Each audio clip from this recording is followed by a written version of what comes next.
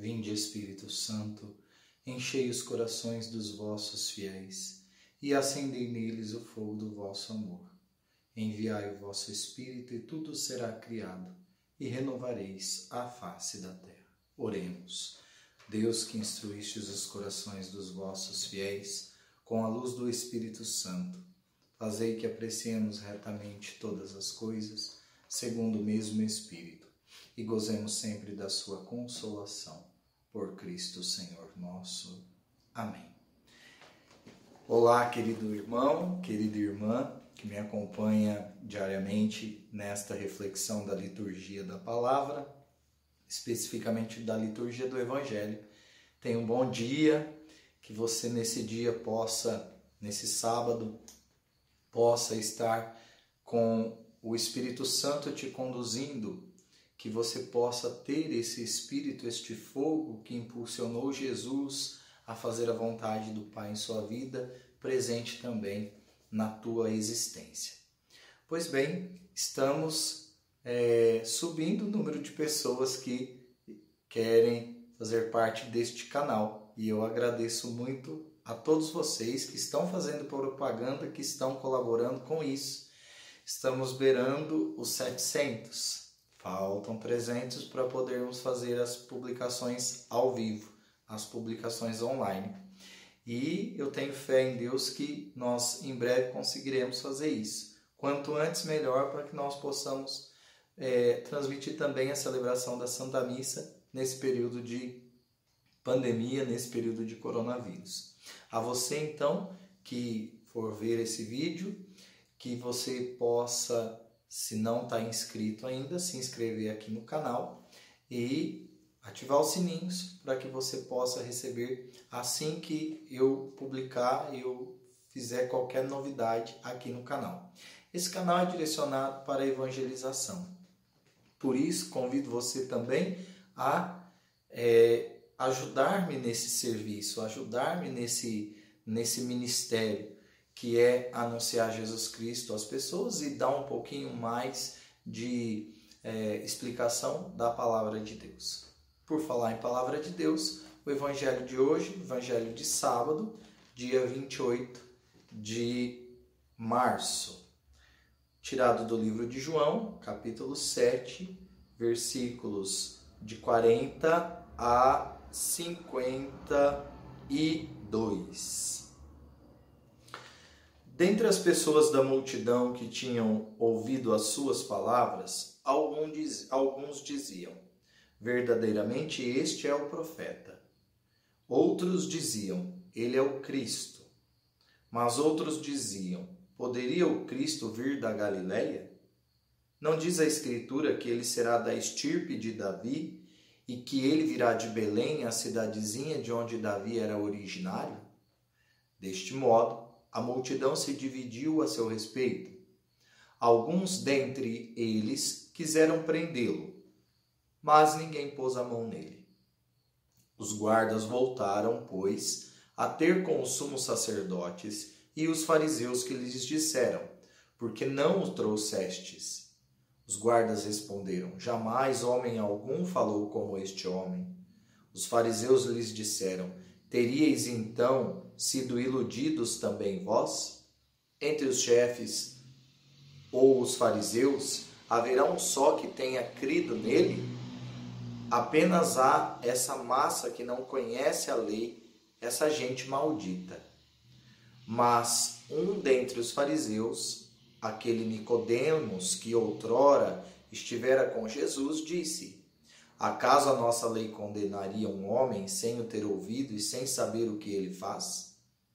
Eles replicaram: serias também tu da Galileia? Procura e verás que da Galileia não surge profeta. Palavra da salvação, glória a vós, Senhor. Pois bem, queridos irmãos e irmãs, estamos aqui diante de uma passagem do Evangelho de João em que Jesus mesmo não diz absolutamente nada.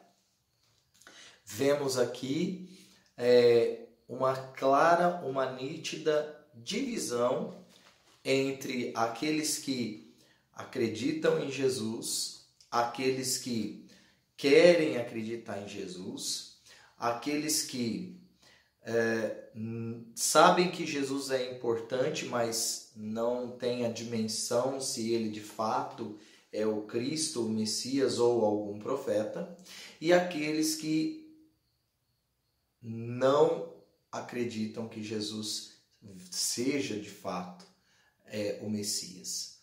Alguns que já acreditam, mas ficam ainda receosos de professar esta fé. Pois bem, tudo isso nos faz lembrar o começo do Evangelho, quando Simeão e Ana, na profecia, dizem a Nossa Senhora que ele será causa de queda e reerguimento para Israel. E mais, dizendo que ele causará divisão entre o povo.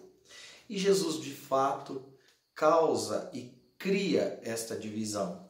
Até em outra passagem, Jesus diz que veio para dividir, colocar os pais contra os filhos contra os pais e assim sucessivamente.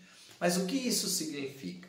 Significa dizer que Jesus veio para dividir, sim, mas Jesus veio para dividir entre aqueles que estão no mundo e querem professar as coisas do mundo e aqueles que estão no mundo, mas querem vivenciar e professar as coisas que vêm de Deus, as coisas que o Espírito inspira. Pois bem, dentre esses está Nicodemos, que mais tarde nós saberemos haverá de tomar partido claro a respeito de Jesus e pede para, junto com José de Arimateia, sepultar o corpo do Mestre. E aqueles que não acreditam. Agora, veja-se que a mensagem de Jesus causa um conflito tão grande que até mesmo aqueles que estão no palácio, os soldados, começam a ter medo. Conhecem talvez a profecia, não sei, mas começam a ter medo. Ninguém falou como este homem. Nunca homem algum falou como este homem. O fato é que, na nossa vida de hoje também, Jesus causa divisão. Causa divisão porque muitos creem na palavra de Jesus, optam por ele, e ao optar por Jesus, essas pessoas se distanciam do restante do mundo, daqueles que pensam como o mundo. Pois bem, mas quem então, queridos irmãos e irmãs, nos dá a certeza de estarmos em Cristo ou não? Quem nos dá essa certeza é o próprio Espírito de Deus. A partir do momento que nós recebemos o Espírito Santo e vivemos de acordo com o fogo do Espírito Santo em nossa vida, a partir desse momento nós teremos a certeza se nós estamos de fato em Cristo ou não. Temos que recordar o que eu disse nas duas últimas reflexões. Muitos esperavam o Messias político, muitos esperavam o Messias que até mesmo guerrilheiro, que destronaria o Império Romano e que assumiria o poder no Império Romano, restaurando o reino de Israel, restaurando a unidade do reino de Israel. E o que nós vemos aqui é justamente o contrário. Jesus não veio para ser um Messias político, não no sentido de que ele assumiria um partido político, uma ideologia política e destronaria os romanos, não. Mas Jesus vem para, como eu disse ontem, restaurar o ser humano, restaurar a vida a partir da lei, a partir do mandamento do amor.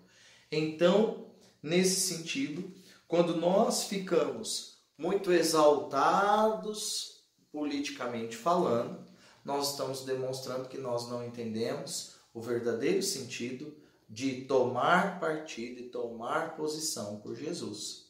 Jesus só tem um partido em sua vida: a vida do próximo, como dom, como compromisso, como nos ensina a campanha da fraternidade desse ano.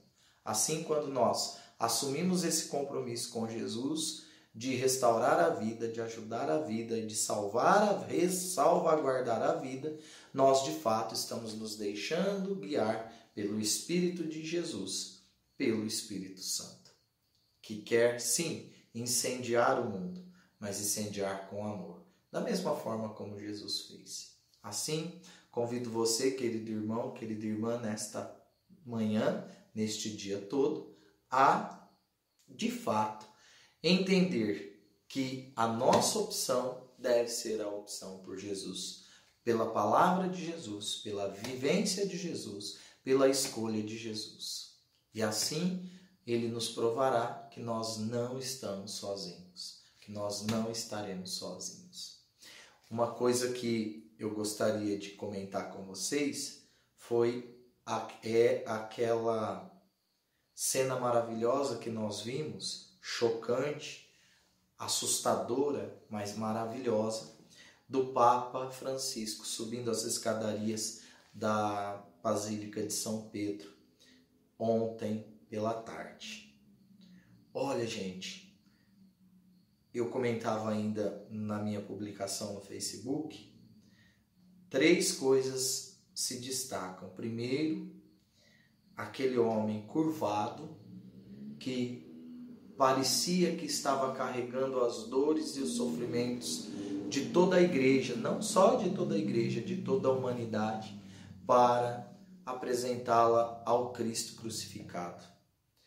Naquele desconsolo, naquela solidão própria do servo sofredor, como nós ouvimos em Isaías. Estava sozinho, numa praça que era uma multidão imensa, sozinho. Porém, não estava só. Como muitos comentadores já disseram, ele não estava só. Ele estava nos braços do Pai. Por isso, não há solidão quando nós estamos nos braços do Pai. E o que me chamou também a atenção foi o momento em que ele, diante da cruz, reza silenciosamente, colocando ali, no seu silêncio, a maior oração. Porque diante do mistério, diante do Cristo crucificado, que como se no braço, eu não me lembro, acho que no braço esquerdo, como se no braço esquerdo aquele sangue que escorria, parecia vivo, um sangue vivo. Como se dissesse, eu esgotei o meu sangue por vocês. E naquela solidão e na frente daquela cruz, o servo sofredor se torna o próprio crucificado. Crucificado por mim e por você, para a salvação do mundo inteiro.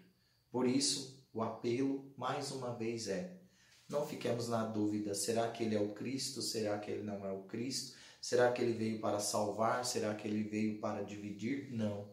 Cristo veio para nos resgatar. Pelo sangue de sua cruz, ele nos resgata.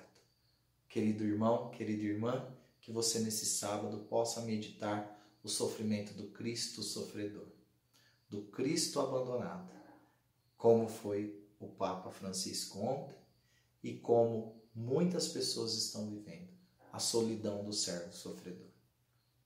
Fique com Deus e até amanhã, se Deus quiser. Eu recordo a você que amanhã nós não teremos aqui no canal a reflexão, porque amanhã é domingo e nós estaremos transmitindo a missa diretamente do nosso santuário Nossa Senhora do Carmo aqui de Irapuã. Tá bom? Então até segunda-feira aqui no canal. Até amanhã, se Deus quiser. Um beijo em nome do Pai e do Filho e do Espírito Santo. Amém.